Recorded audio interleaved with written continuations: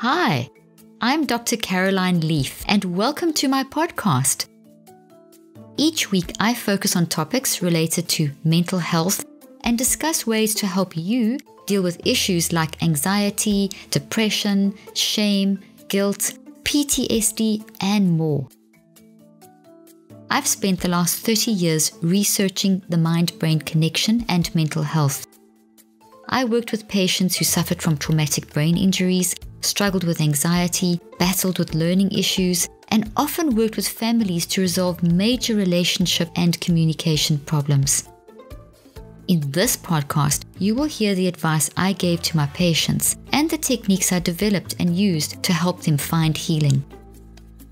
My goal is to give you simple, effective, and practical tips and tools to help you take back control over your mental, emotional, and physical health.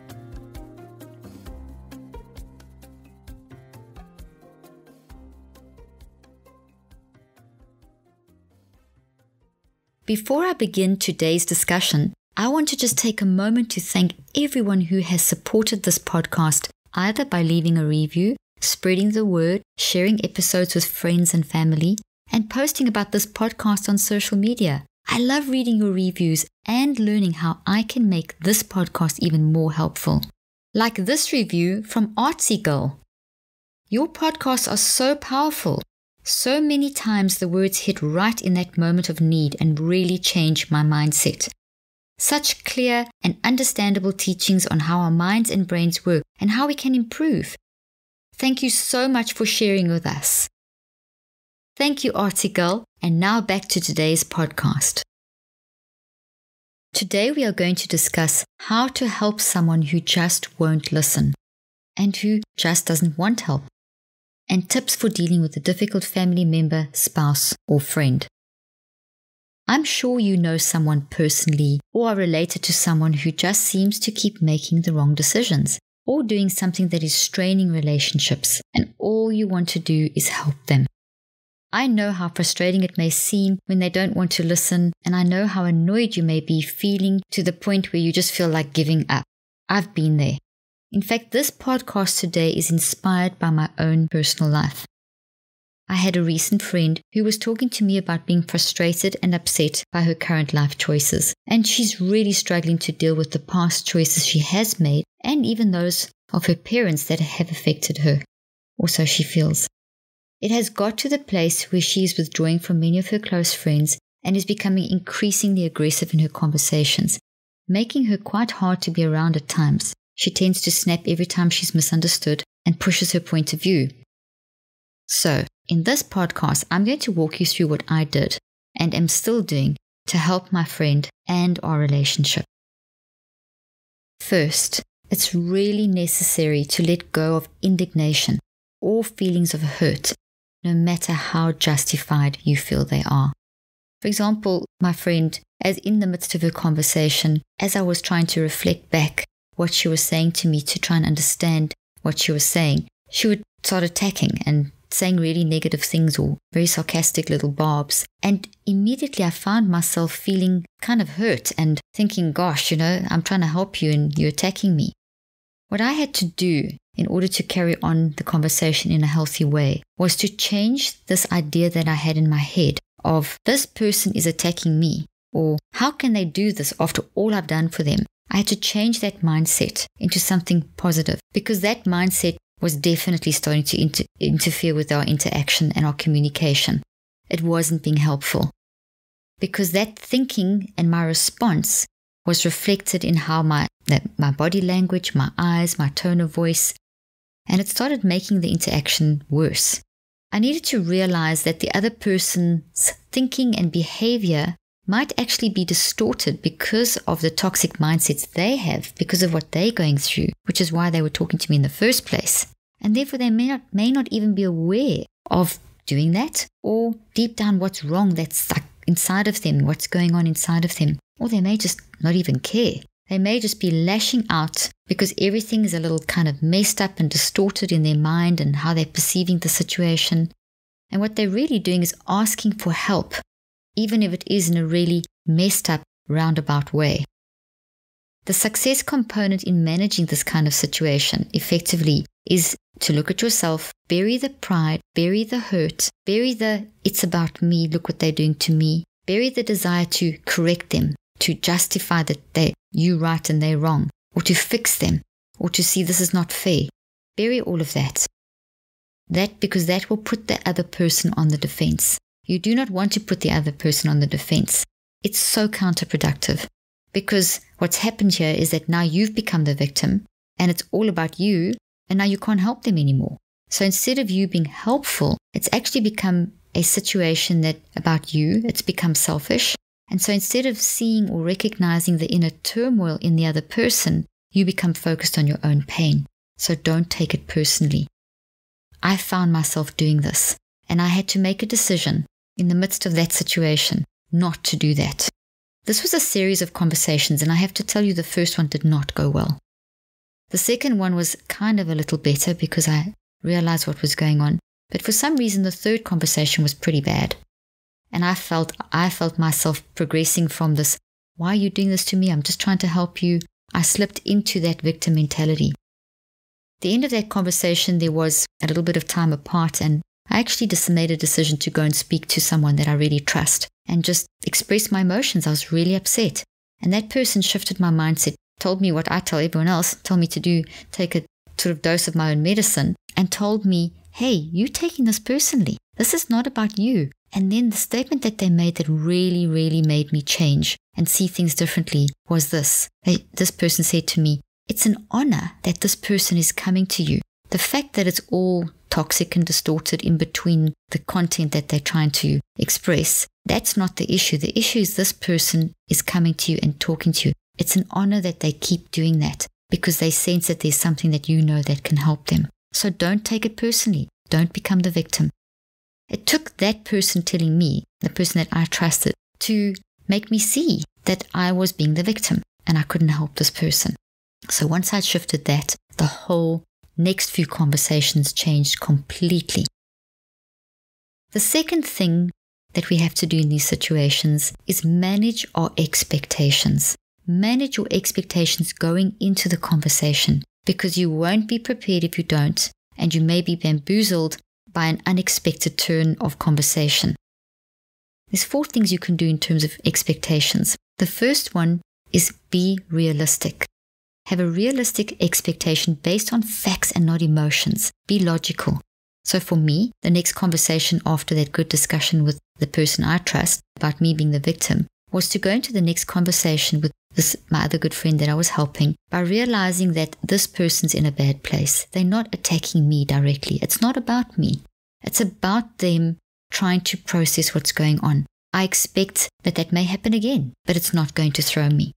The second thing about realistic expectations or managing expectations is you need to have hopeful possibilities. You need to realize going into that conversation that there's always hope, that there's a whole lot of different possibilities that could arise out of the situation. So in my example, my expectation now was one of realism, that they may be toxic or whatever, but I also went in with a very hopeful expectation that things could change, that they may see things differently, that I will handle it better, that I'll say the right words. So I went in with such a lot of hope into the conversation. I wasn't sure exactly what the hopeful possibilities would be, but I went in knowing that there were hopeful possibilities in this situation of communication, what that person said, what I said back, and so on. Third thing is flexible expectations. Don't be rigid. Adjust accordingly. So go in with maybe 1 or 2 hopeful expectations, but don't be rigid. Be prepared to change. Don't be stuck, well, it's got to be like this. Be able to listen to what that person is saying and adjust your expectations accordingly. By the way, all these things, these different possibilities and expectations and mindsets, I do discuss in depth in my book, Think, Learn, Succeed. And the fourth thing in terms of expectations, and that is actually related to realistic expectations, is realize the time commitment involved in this process. Realize you're going to have to do a large amount of the work. Realize that it's going to not happen overnight. Realize that you may have to have multiple conversations over multiple weeks. Realize you may become a punching bag and actually see that as an honor, because that person is using you or believes that you have the solution. It's more of a frustration on their part coming out as opposed to attacking you. They're frustrated, so they're throwing things at a person that they trust. Obviously, if it's physically harmful, get out and get help. You may become a scapegoat. They may say things that are completely unrelated to anything about what you've done or said. Remember, it's not you. Remember, it's their pain coming out in what they're saying. They're trying to work this thing out. Conversations also might be very one-sided for a while, and that's not going to be easy, but it's going to change. Remember that we are connected. There's a great principle in quantum physics called entanglement. And entanglement means that we are connected and we affect each other. That on a non-physical level, we pick up on each other's energy that our thoughts are generating. So if you're going in calm, expecting all the different mindsets that I mentioned already, that you will then generate an energy from you. Einstein spoke about this. You will generate photons, literally little packets of energy from you that go and literally hit that other person in a good way. Because if they're coming from you in a positive sense, it's like a very powerful love energy that goes into that person. And research shows that when you do that, you help activate a gene inside the depths of the brain, in a structure of the brain called the hippocampus. And when that gene is activated, people's resilience increases. Also, when you immerse people in a lot of patient, gentle love, and by this kind of listening, by putting up with these things in a realistic way, you help them to be able to see what they couldn't see. In other words, you kind of like open their eyes. But if you become the victim and defensive and justifying and arguing, it's just going to become a big fat argument and no one can see anything. So instead of this becoming negative and turning into an argument, remember it takes time to change thoughts. You've often heard me teach on these podcasts and in my books that it takes 63 days for new thoughts to form and become habits. The third thing is we need to realize that there's a deeper message below the outward actions and words. Focus on that. Keep reminding yourself there's a deeper message. All the time you are helping this person to get to that deeper message. Keep in mind the bigger picture as well, why you're doing this. So when you feel, I can't take any more of being a punch bag or a scapegoat or these barbs or snipes, or keep in mind the bigger picture. Why are you doing this? You care about the person. You're helping the person. You love that person. They mean something to you. You want the best for them. You want to help get them free. Remember the bigger picture and remember the deeper message. In my situation, my friend just wanted her friend to help her, and she trusted me enough to let all the venom come out in amongst all the sentences. Before we continue, I want to take a quick break and tell you about and invite you to my 2019 Mental Health Summit in Dallas, Texas, December 6 and 7. In this conference, you'll learn scientifically researched mental self-care techniques to help you overcome mental ill health, help others, and help your community. You will not only gain more knowledge about the current problems in mental health care, but also about real, long-term, sustainable solutions and how to apply these solutions in your own life and in your community.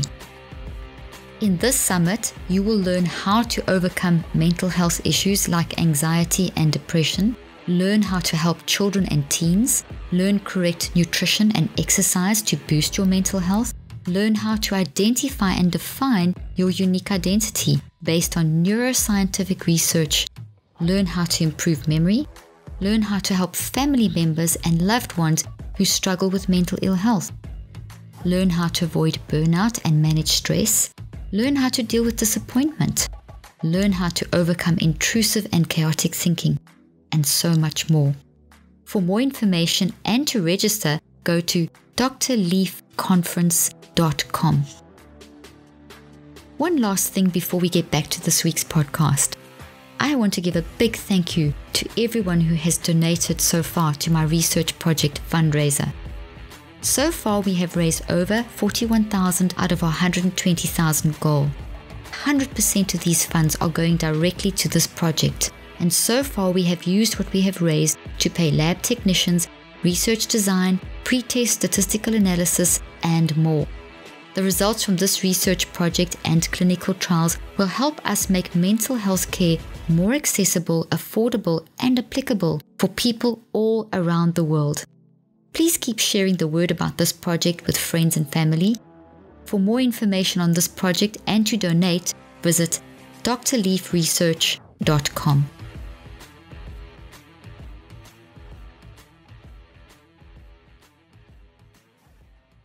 Fourth thing, go into conversations and interactions wanting to engage on topics that interest the other person. This will help build trust and relationships and also allow for deep conversations to naturally flow where the person may be more receptive. Engaging in what they like shows that you really care and that you've really listened to them, that you've really tuned into who they are as a person and what they care about, you care about. That creates this wonderful, entangled love energy that helps their brain and body function at a much better level, which then helps the mind-brain connection to work more efficiently. Make sure to do this without any judgment or falseness. It must be genuine. I mean, it might be that you don't know much about their topic, but you could actually say things that I really love to know more. Tell me more about this, or I know you're super interested in this or that. And another really important thing, only bring examples from your life when they ask this person to help open the way for deeper conversations. When we give our own examples of our own life too quickly, people don't feel listened to. They don't feel heard. It feels like it's shifting away from them to you. So we need to make sure that when they're ready, they'll say, something like, can you help me? Or have you ever experienced this? Or do you know what I'm talking about? And those are the sort of openings that you can look for. And you could bring in something, in my life, I think I've gone through something like that. Does this sound like it? So it's all very honoring of what that person's story is. We need trust for openness. People need to trust us. They need to trust that you're really listening. Fifth thing, when starting to talk about the major issue, when you start getting to the root of the real thing, this is where you really have to practice empathy. You're using empathy throughout the situation. When the deep stuff starts really coming out, the reason why, practice empathy and be careful to avoid slipping back into a victim mentality or trying to justify, especially if they've attacked you.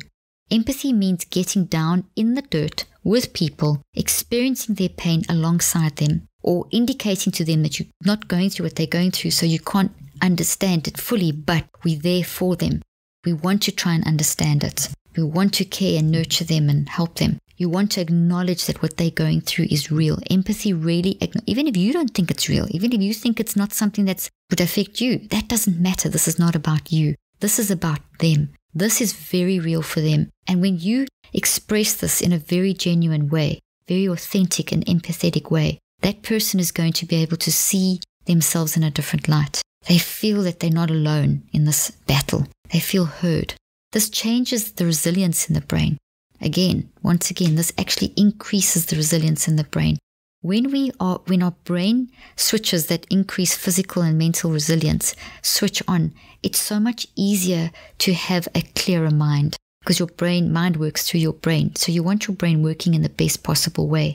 When that little genetic switch switches on and resilience increases, it generates a different kind of energy from the brain. Therefore, your brain becomes easier to use to process the information.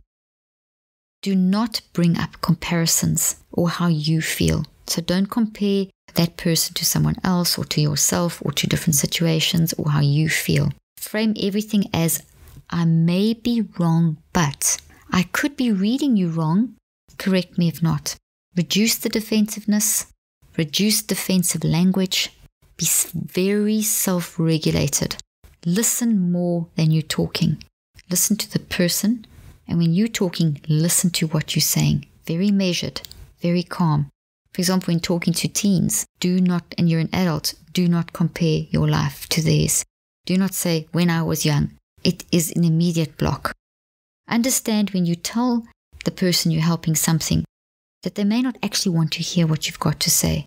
This is now the point where we get into the deep, real issue. And they may get very defensive, even aggressive, even nasty. Just remain calm and just listen. Let them vent. 6. Throughout this whole process, remember to protect your own mental health. because it will be hard. How can you do this? Have a designated person that you can talk to vent and to process what you're going through, to get advice, to get a different perspective, to say, okay, this is what they're saying, and this is the progress, and this is where they're at, and this is how I felt, and how can I manage this? So you then get the help you need from someone else. Also have thinker moments. I talk about this in my book, Think, Learn, Succeed. Thinker moments are times where you just switch off to the external and just switch on to the internal and just daydream. Just have times where your mind just wanders. This helps your brain rest. It helps your brain reboot, because our brains get very tired from all this mental energy, and then it does help you get more clarity of thinking. If you keep pushing through, you can get exhausted, and then you won't be able to do any of the things I've just described. Use technology to your advantage. For example, don't answer straight away if they text you, or if they've left you a voicemail. Listen to them, read them, take time to process, maybe get advice from the person that is your designated person you can talk to vent. Big thing is, don't be reactive. Take time before you respond. And set boundaries. For example, as you're sitting there listening to that person, and it's all very well for me to tell you don't get upset and everything, and they might say something really vicious and venomous. It happened to me. And I had to remember a little technique that I gave to a lot of my patients, and I've used that, and it's been used very successfully in my own life, my family's life, and many of my patients over the years. And that is, just imagine that you have a shield on you, like an armor, a suit of armor. I imagine myself in a fully dressed suit of armor. And I imagine that all those little barbs are like little arrows that are just bouncing straight off, but they're not penetrating through the armor. So just get some kind of a visual. So as I was speaking to this person, and they started saying this really nasty thing, in the victim mentality state without my armor on, I felt my face expression changed. I felt tears kind of building up in me, emotions building up. My whole body went tense, and this person saw it, and immediately there was an aggressive response. So the next time that happened, I remembered the shield, and I put up a shield, and I remembered, okay, and I said to myself, in putting up the shield, there was a mental component. This is not about me. This is not personal. This is just the person's frustration coming out. So it just bounced straight off. I said that, so mentally I visualized a shield, and I saw those words bouncing off. And mentally I told myself, this is not a direct attack on me. This is just a way of words that they are using, and using me as a punch bag. And because I love them, I'll do this. I just gave myself like a little mental health talk. Take other mental health breaks.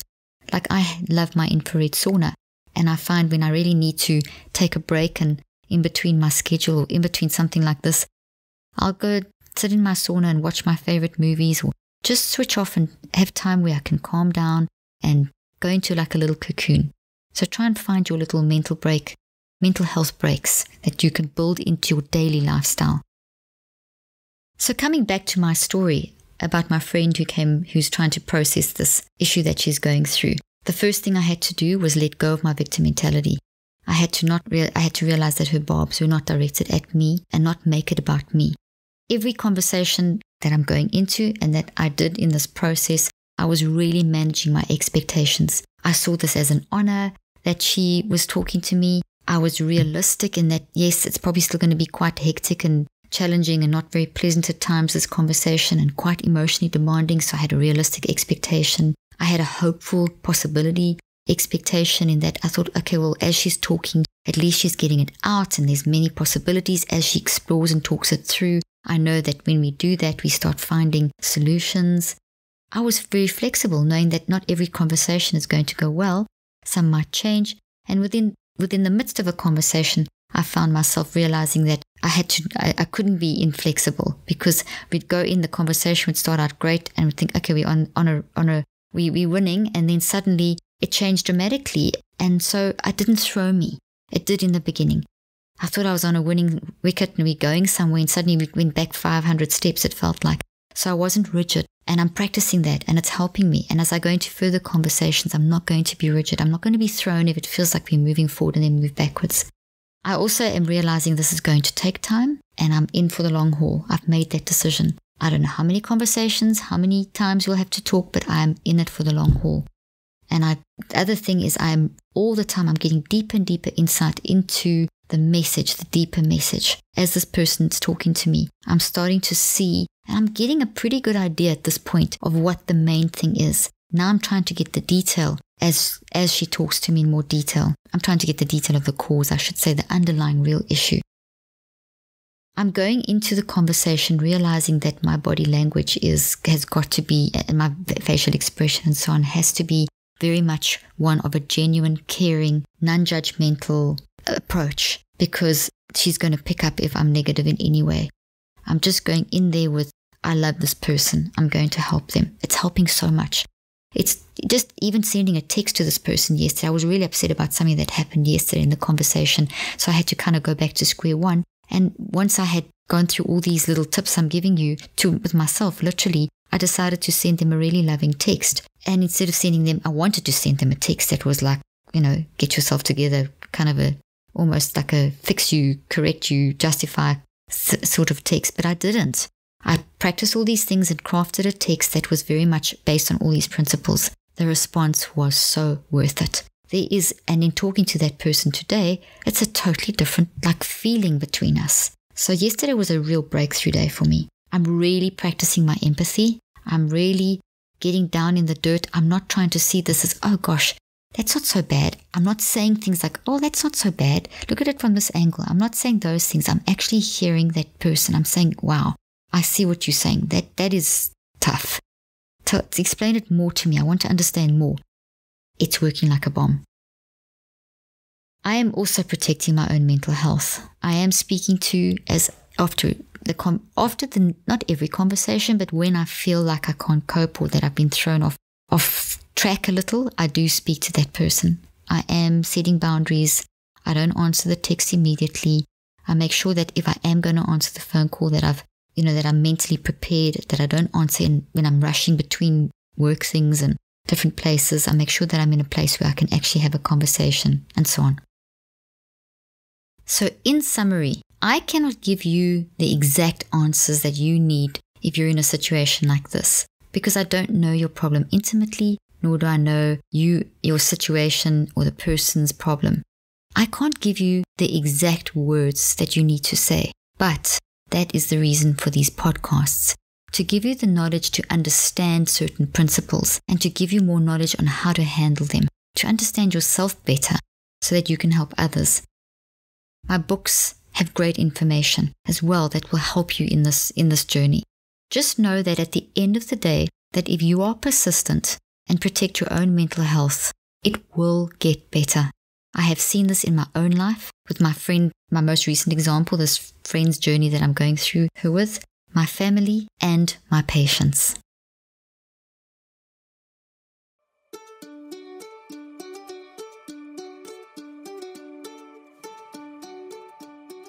If you are interested in learning more about how you can improve your mental health, be sure to visit my website at drleaf.com and to sign up for my weekly newsletter, where I also include a schedule of my speaking events and so much more.